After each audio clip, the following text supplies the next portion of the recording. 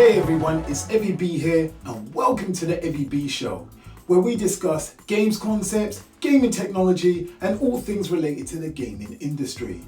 If you want to stay up to date with some of the discussions we have, click that subscribe button and click that notification bell so you keep up to date when a new video is released. As always, thank you for watching the show, and without further ado, let's begin. So in today's video, we are going to be talking about Nintendo's new announcement for the Nintendo Switch Lite. Yes, you heard it, the Nintendo Switch Lite. This is the official name for the much rumored Nintendo Switch Mini. This is a bold step from Nintendo, using the Lite naming convention to do two things. The first thing is the size. Obviously that makes sense, it's a smaller device and it's targeted as that. But the second thing is light in features, meaning that they have omitted some things from the device, like the infrared functionality on the Joy-Cons, the detachability of the Joy-Cons, the HD rumble, that was another thing that they discussed taking out. And there's a few other things which I will list just in case I haven't mentioned it. And this leads into what can the device do versus what can the device not do. Now let's start with the can-dos. Because this is still a Nintendo Switch, it can play all the Nintendo Switch back catalogue off the bat. But it comes with a caveat. For all those games that require the motion controls of the Nintendo Switch original, you will still need the Joy-Cons for those. Like games like 1-2 Switch. That can't be done straight off of the Nintendo Switch Lite. So there is a compromise that's being made here. And it makes sense because this is a device that's an all-in-one. It's designed to be put in your pocket. It's designed slightly different from the way that the core Nintendo Switch. And I would like to see where this takes the Nintendo Switch hardware in the future. I also wanted to point out a discussion I had in the video that's linked to the card above. And this was about the Nintendo Switch Mini and its appearance and what I thought it would look like. Now I'm happy to say that the Nintendo Switch Lite follows that design principle, and it looks very much like the core Nintendo Switch. This makes sense because you do not want to confuse your audience. You do not want them to think that it's a brand new device or the next generation. It is just a modified version of the core system, and I think that that made complete sense of the way that Nintendo wanted to deliver this. This leads me to think about their target market, and looking at this video you can see that they are targeting the young child to the young adult.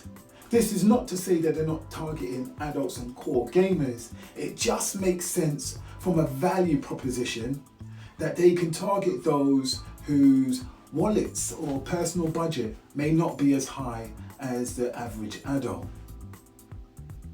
This is quite clever because this is targeted at a price point of $199, which is a sweet spot, and that's been a sweet spot for many years. In England, that would probably equate to somewhere between £179 to £189, and that is within the budget of most parents.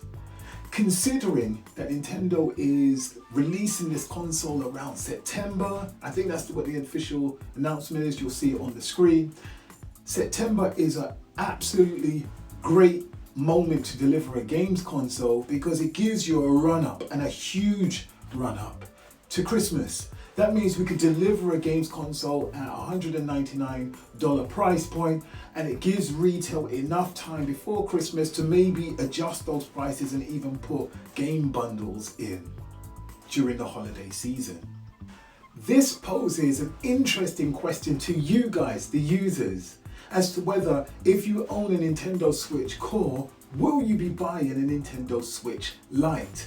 And I'd love to know what you think, so leave a comment down in the comment section below and let me know if this is definitely something you're going to buy or if you're going to give it a miss. This leads me on to my last point, the future of this device. Now, the future of the Nintendo Switch as a family of devices, remember this is something that Nintendo said before they actually released the first console, that this would be a family of devices. So with competition in the future coming from the PlayStation 5 and the Xbox 2 or next, whichever way they're going to call it, Project Scarlet, what does this mean for Nintendo? Delivering a new device this year, 1 year before the next generation of consoles.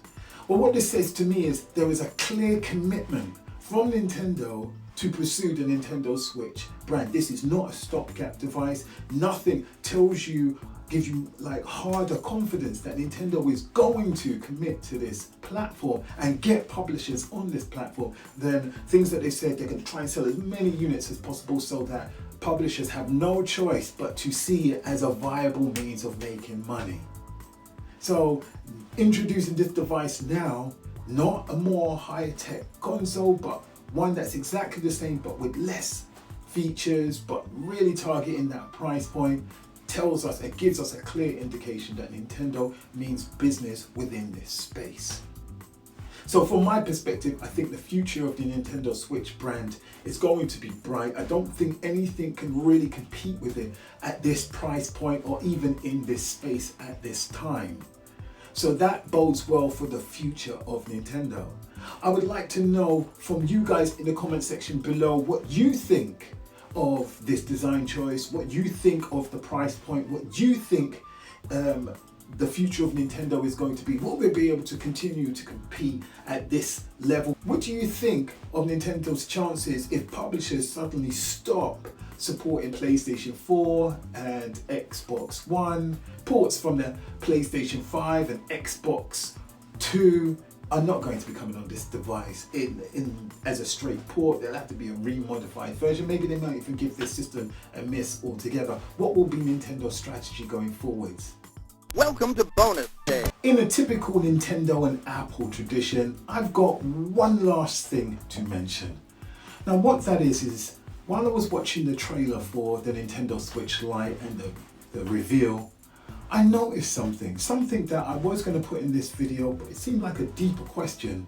So I'm going to put the link above to the next video because I'm going to be uploading that video very soon. And what this video will look at is, what does this mean for the Nintendo Switch Pro? Now that we have the Nintendo Switch Lite, do we even need a Nintendo Switch Pro? Or will they even make one? Will Nintendo focus all of its resources on driving the Nintendo Switch Lite to market?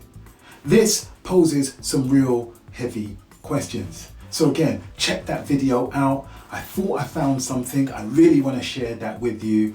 So look out for that next after this video. Again, like and subscribe if you want to stay up to date with these videos. Click that like button if you like the video. If not, leave a comment down below and tell me what it is that you didn't like so I can make better videos.